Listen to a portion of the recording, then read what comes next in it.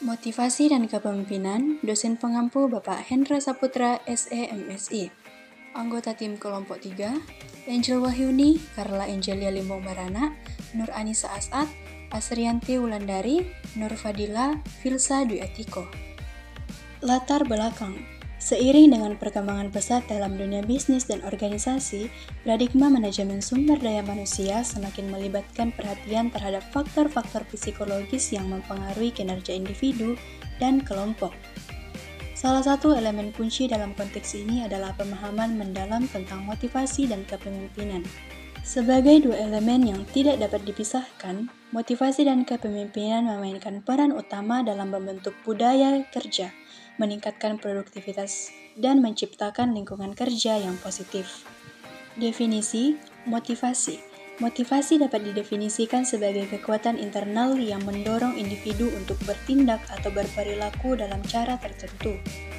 Kepemimpinan. Kepemimpinan, di sisi lain, mencakup berbagai gaya yang dapat digunakan oleh pemimpin untuk memotivasi dan membimbing anggota tim. Motivasi dalam konteks organisasi. Keterkaitan motivasi dengan produktivitas. Pertama, dorongan personal dalam produktivitas. Motivasi berakar pada dorongan personal yang memotivasi individu untuk mencapai tujuan tertentu. Dorongan personal ini menjadi pendorong untuk meningkatkan produktivitas karena karyawan merasa memiliki alasan yang kuat untuk memberikan yang terbaik. Kedua, kepuasan kerja dan produktivitas. Pemenuhan kebutuhan psikologis dan sosial melalui pekerjaan dapat menjadi faktor penting dalam menciptakan lingkungan kerja yang mendukung produktivitas yang optimal. Ketiga, inisiatif dan kreativitas. Motivasi yang kuat dapat merangsang pemikiran kreatif dan inovatif, yang pada gilirannya dapat meningkatkan efisiensi dan produktivitas dalam menjalankan tugas sehari-hari. 4. Ketahanan terhadap tantangan.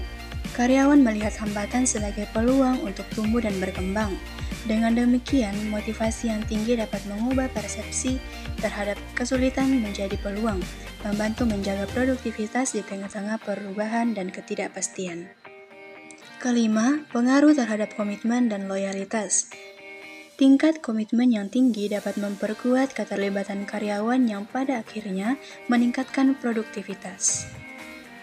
Faktor-faktor yang mempengaruhi motivasi karyawan. Yang pertama, gaya kepemimpinan. Kepemimpinan yang mendukung, inspiratif, dan memperhatikan kebutuhan karyawan dapat meningkatkan tingkat motivasi. Kedua, pengakuan dan penghargaan. Rasa dihargai membuat karyawan merasa bahwa usaha dan kontribusi mereka diakui, yang dapat meningkatkan motivasi untuk memberikan hasil yang lebih baik. Ketiga, tanggung jawab dan otonomi. Karyawan yang diberikan kebebasan untuk mengambil keputusan atau memiliki kendali atas proyek tertentu cenderung merasa lebih berdaya dan termotivasi untuk mencapai hasil yang positif. Keempat, peluang pengembangan karir. Jika karyawan melihat adanya kesempatan untuk mengembangkan keterampilan, memperoleh promosi, dan mendapatkan tanggung jawab tambahan, mereka lebih cenderung termotivasi untuk meningkatkan kinerja mereka. Kelima, faktor ekonomi dan imbalan finansial. Gaji yang adil, bonus, dan insentif finansial lainnya dapat memberikan dorongan ekstra untuk mencapai target kinerja dan menjaga tingkat motivasi. Keenam, lingkungan kerja yang mendukung. Lingkungan kerja yang mendukung, inklusif, dan positif dapat memotivasi karyawan untuk memberikan yang terbaik. Ketujuh, pencocokan nilai organisasi. Pencocokan ini menciptakan rasa identitas dan kebanggaan terhadap pekerjaan mereka yang dapat menjadi faktor pendorong motivasi. Kedelapan, keseimbangan kehidupan kerja dan kehidupan pribadi. Perusahaan yang mendukung fleksibilitas waktu, kerja jarak jauh, dan kebijakan-kebijakan lain yang mendukung keseimbangan ini dapat meningkatkan kepuasan dan motivasi karyawan. Strategi motivasi di lingkungan kerja. Pertama, program pengakuan dan penghargaan. Ini dapat mencakup pengakuan atas pencapaian individu atau kelompok, pemberian sertifikat penghargaan atau program penghargaan tahunan yang menyoroti kontribusi luar biasa. Kedua, peluang pengembangan dan pelatihan.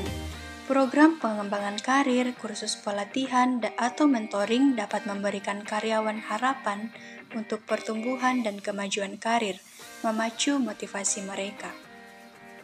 Ketiga, penetapan tujuan bersama. Diskusi mengenai tujuan individu yang sejalan dengan tujuan organisasi membantu menciptakan keterlibatan dan fokus bersama, memberikan arti pada pekerjaan karyawan. Keempat, pemberian tanggung jawab dan otonomi. Karyawan yang merasa memiliki kendali atas pekerjaan mereka cenderung lebih termotivasi untuk mencapai hasil yang positif.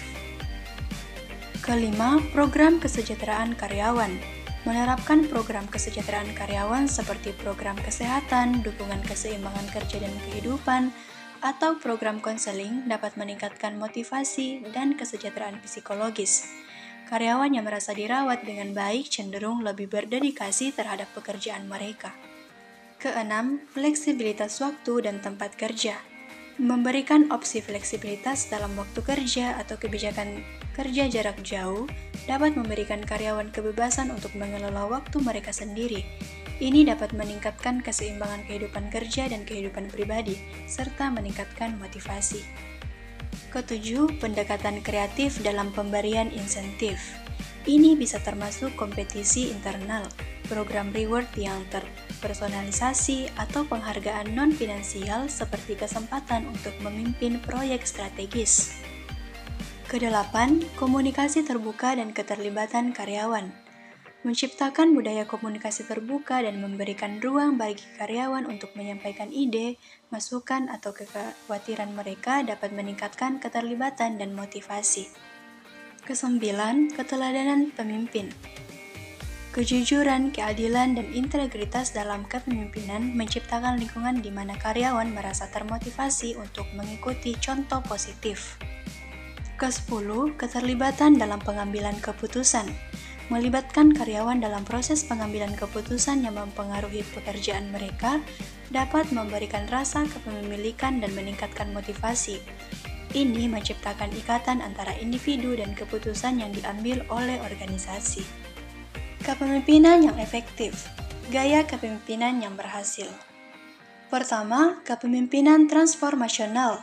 Gaya kepemimpinan transformasional dikenal dengan kemampuannya untuk menginspirasi, memotivasi, dan memimpin dengan visi. Kedua, kepemimpinan situasional. Gaya kepemimpinan situasional melibatkan adaptasi pemimpin terhadap situasi dan kebutuhan karyawan. Ketiga, kepemimpinan servan. Kepemimpinan servan menekankan pada pelayanan dan pemberian prioritas kepada kebutuhan anggota tim. Keempat, kepemimpinan transaksional. Gaya kepemimpinan transaksional melibatkan pertukaran antara pemimpin dan karyawan, berfokus pada pemenuhan tujuan bersama dan patuh terhadap aturan dan prosedur yang diterapkan. Kelima, kepemimpinan demokratis. Gaya kepemimpinan demokratis melibatkan partisipasi karyawan dalam pengambilan keputusan. Hubungan antara kepemimpinan dan motivasi. Pengaruh gaya kepemimpinan terhadap motivasi. Pertama, kepemimpinan transformasional dan motivasi. Pemimpin transformasional dengan visi yang inspiratif mampu menciptakan atmosfer yang memotivasi karyawan untuk mencapai tingkat kinerja tertinggi. Kedua, kepemimpinan situasional dan motivasi. Kepemimpinan situasional yang adaptif dapat memengaruhi motivasi dengan memberikan dukungan dan bimbingan yang sesuai dengan kebutuhan individu. Ketiga, kepemimpinan servan dan motivasi. Kepemimpinan servan dapat membentuk motivasi dengan menciptakan lingkungan kerja yang penuh perhatian dan mendukung. Keempat, kepemimpinan transaksional dan motivasi. Kepemimpinan transaksional memengaruhi motivasi melalui pertukaran yang jelas antara pemimpin dan karyawan. Kelima, kepemimpinan demokratis dan motivasi. Kepemimpinan demokratis mempengaruhi motivasi melalui partisipasi karyawan dalam pengambilan keputusan.